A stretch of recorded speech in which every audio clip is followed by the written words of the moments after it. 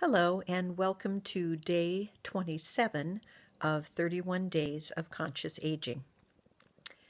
I can remember probably the last 10 years of my parents' life or so that it seems like the conversation always was about health, about their bodies, about aches and pains, about um, anything related to their failing health or the death process or planning for death.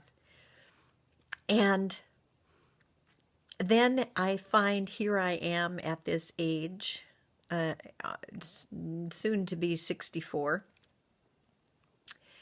that it's true. Our conversation seems to find itself directed that way, and we assess our well-being based upon how our body is functioning any particular day.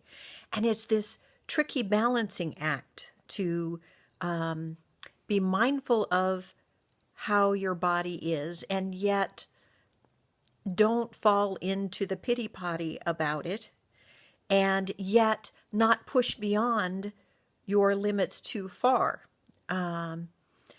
because you find yourself shooting all over yourself.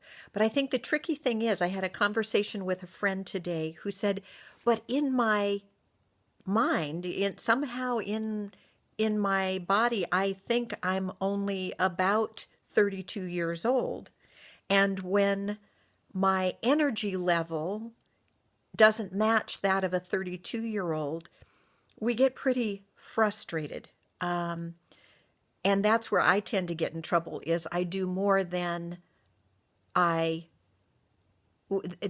should to really honor my body, because I think I should be able to, if in my mind I'm only 32 years old.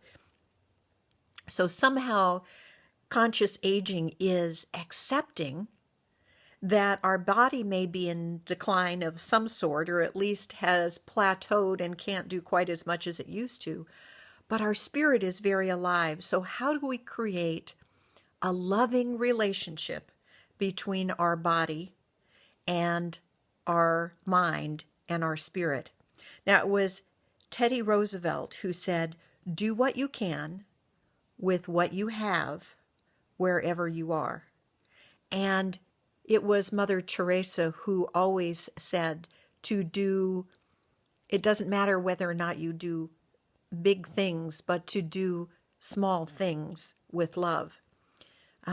So I encourage you to ponder, what are the ways that you can find a loving relationship between your body, mind, and soul, rather than always criticizing your body or complaining about what it won't do. How can you then find your way back to appreciating what it can do, and yet still staying as mobile and active and involved using your physical body as long as you possibly can? Thanks.